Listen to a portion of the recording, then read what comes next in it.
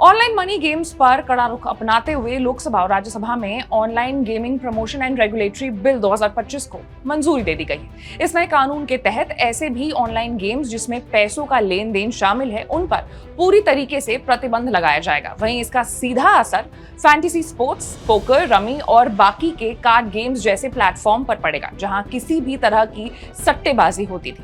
वहीं ऐसे में सवाल ये उठता है कि नए कानून से असर क्या होगा, जैसे कितने करोड़ का जो ये बिजनेस है उस पर असर पड़ेगा, कितने लोग जो हैं वो बेरोजगार होंगे। ऐसे तमाम सवालों पर आज एक्सप्लेन बाय एबीपी लाइव में हम चर्चा करेंगे। नमस्कार, मैं हूं आपके साथ आशीष सिंह आनंद।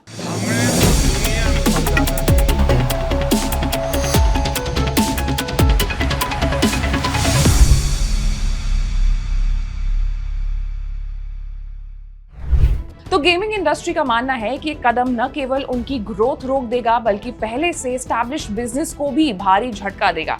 अनुमान है कि भारत की 25 अरब डॉलर की ऑनलाइन गेमिंग इंडस्ट्री पर इस फैसले से बड़ा संकट आ सकता है। लगभग 2 लाख से ज्यादा नौकरियों पर खतरा मंडरा रहा है और 400 से अधिक कंपनियों के बंद होने की आशंका जताई जा रही है। ऑनलाइन गेमिंग सेक्टर में रियल मनी गेमिंग यानी RMG की हिस्सेदारी सबसे बड़ी है।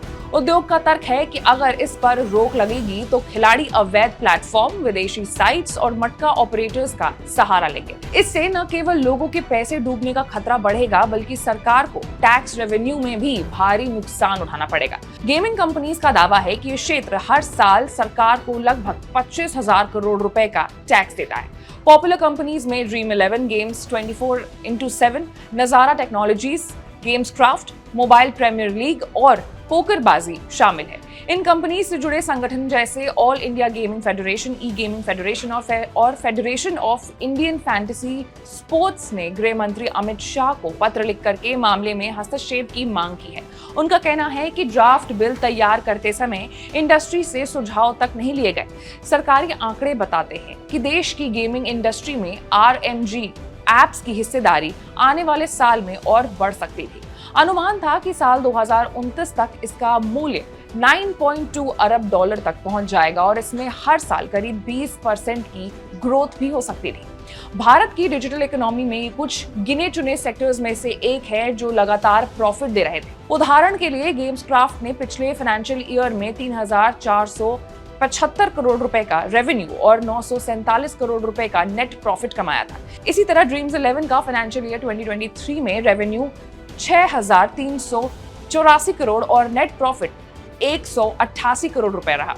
विंजो ने 1,055 करोड़ का रेवेन्यू और 315 करोड़ का नेट प्रॉफिट दर्ज कराया, जबकि जूपी ने 146 करोड़ रुपए का मुनाफा कमाया था। हालांकि 2023 में उसे घाटा भी हुआ था। सरकार ने अक्टूबर 2023 में सेक्टर पर 28% GST लागू किया था और अब इसे बढ़ाकर 40% करने पर भी विचार किया जा रहा है। इंडस्ट्री का कहना है कि इस नीति बदलाव से विदेशी निवेशक भी पीछे हट सकते हैं। अब तक इस सेक्टर में लगभग 3 अरब डॉलर का FDI आया है, लेकिन अस्थिर नीतियां उन्हें निवेश वापस खींचने पर मजबूर कर सकती हैं। हालात का असर अब स्टॉक मार्केट पर भी दिख रहा है। नजारा टेक्नोलॉजीज का शेयर 2 दिन में 23% गिर चुका है। सवाल है कि सरकार का पक्ष क्या है। तो सरकार का कहना है कि हर साल लगभग 45 करोड़ लोग ऑनलाइन रियल मनी गेम्स में करीब 20,000 करोड़ रुपए गवा देते हैं। ऐसे गेम्स की वजह से धोखाधड़ी, फ्रॉड, मनी लॉन्ड्रिंग और आतंकी फंडिंग जैसे मामले में भी बढ़ोतरी हुई है।